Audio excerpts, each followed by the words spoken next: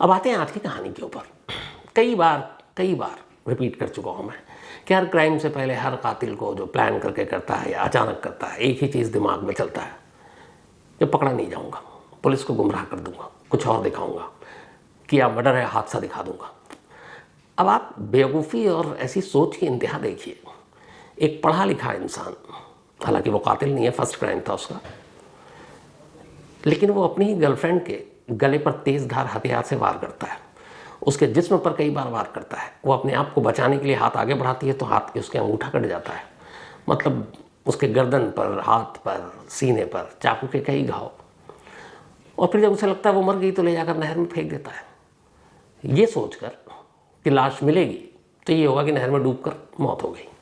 अब उसे कौन समझाए कि डूबने से, लाश बरामद होने से भी अगर पुलिस उसको लेकर जाती है तो पोस्टमार्टम होगा और पोस्टमार्टम रिपोर्ट ये बता देगी कि कॉज ऑफ डेथ क्या है, मरने की वजह क्या है। पहले तो मार रहे हो जिंदा चाकू से, फिर दिखा रहे हो कि डूबने से मौत दिख जाए, कैसे मुमकिन है। लेकिन जब इस तरह का कोई क्राइम करता है तो उसका दिमाग जो है ना वो ब्लाइंड हो जाता है और इसीलिए फिर वो एक गलतफहमी में जीता है कि मैं कभी पकड़ा नहीं जाऊंगा।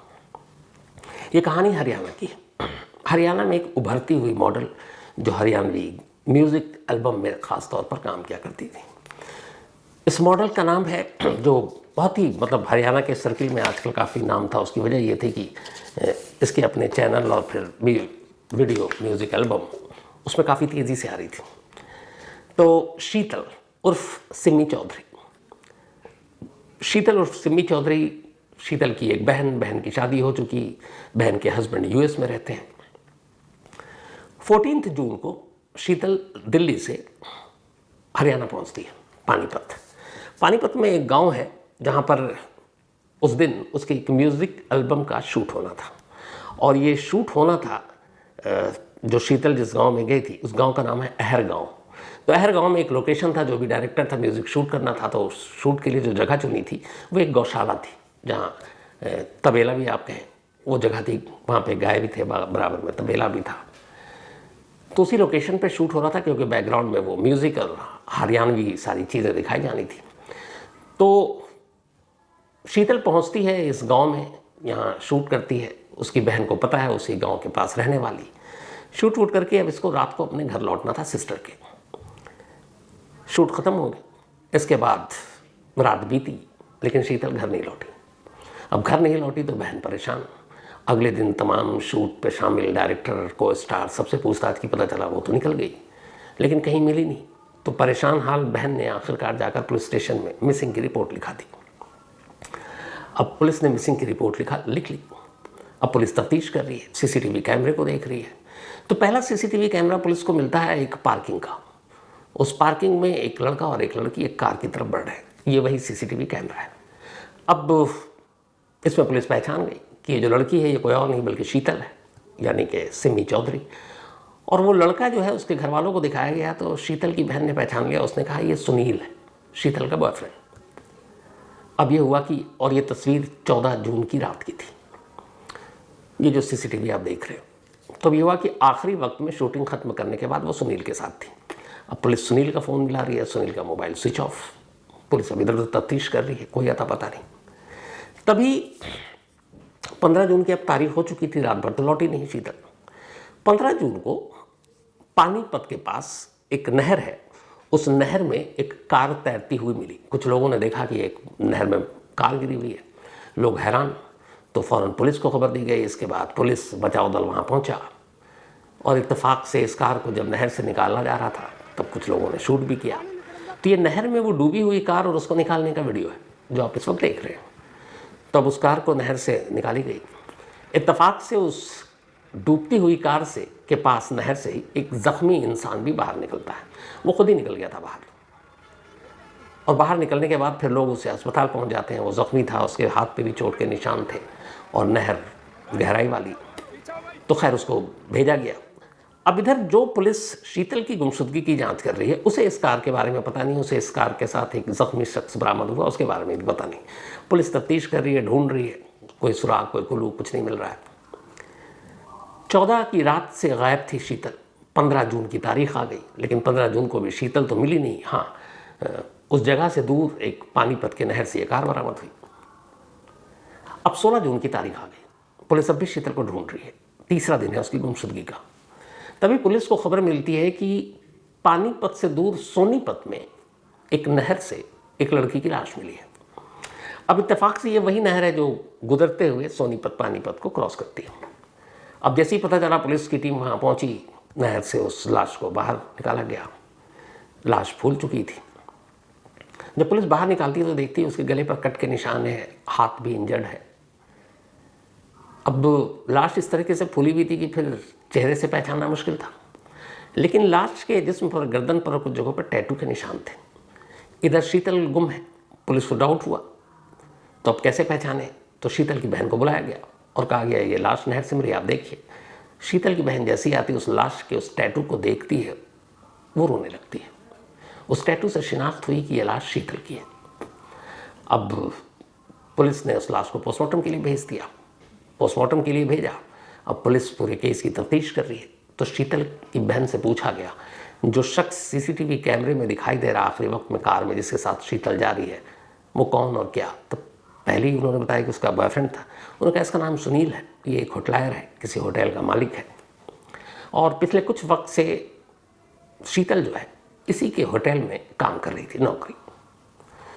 और फिर धीरे धीरे वो इसके साथ अपना मॉडलिंग और बाकी सोशल मीडिया पे भी एक्टिव रहती थी। उसके इंस्टाग्राम पे भी कई लाख फॉलोअर्स थे, लेकिन वो रिलेशनशिप में थी सुनील के साथ। अब पुलिस ने सुनील की कुंडली खंगालनी शुरू की तो पता चला कि सुनील की तो शादी हो चुकी, 2 बच्चे हैं।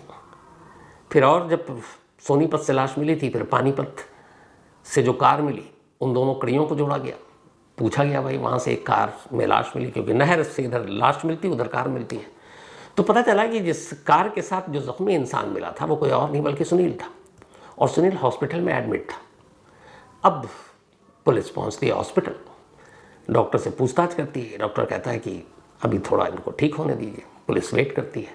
इसके बाद जैसे ही थोड़ी हालत उसकी बेहतर होती है, पुलिस उसे अपनी कस्टडी में लेती है और लेकर निकल लेती है।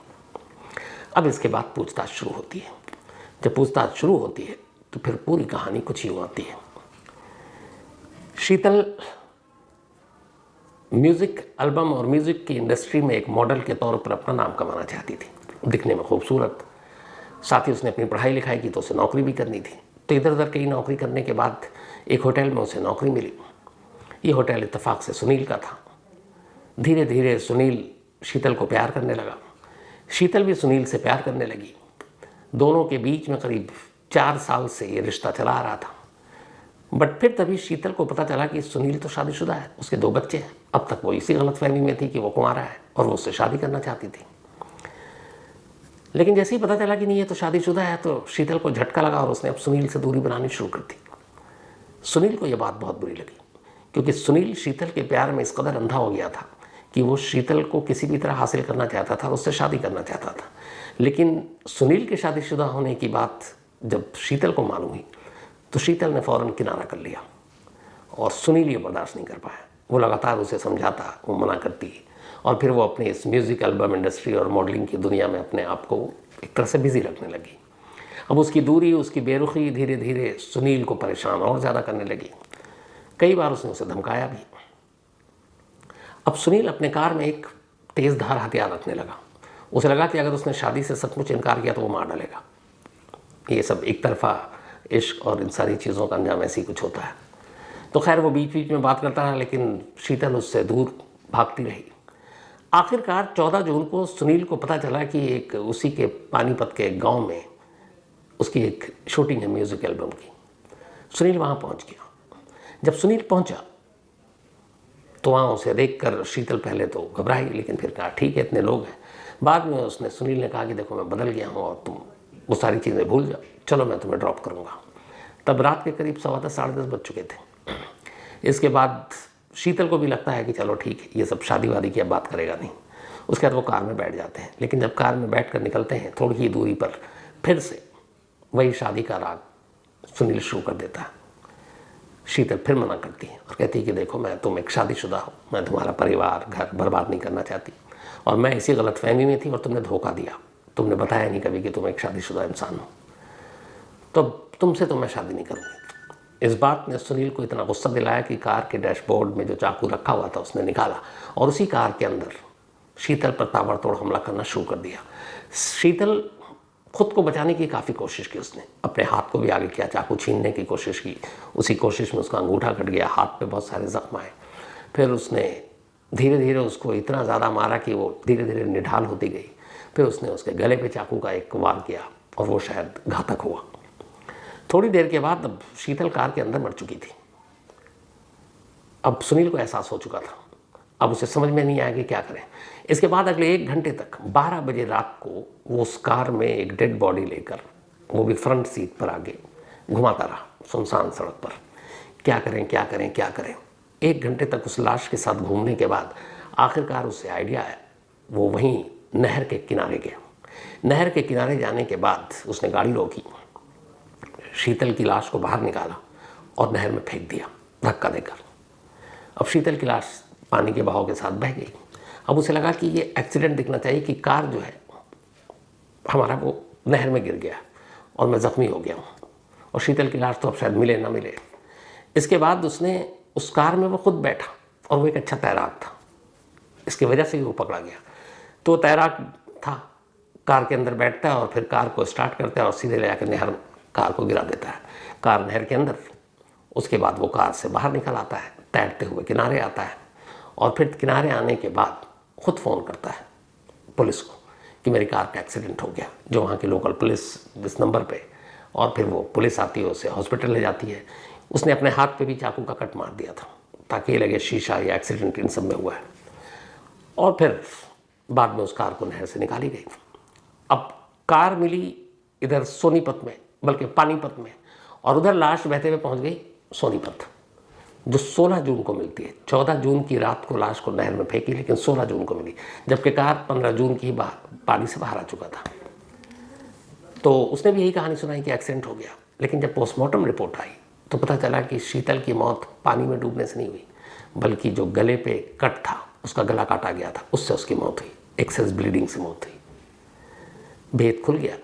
फिर सुनील ने अपना जुर्म एक्सेप्ट किया और इस वक्त वो पुलिस की कस्टडी में, पुलिस हिरासत में उससे पूछताछ हो रही है।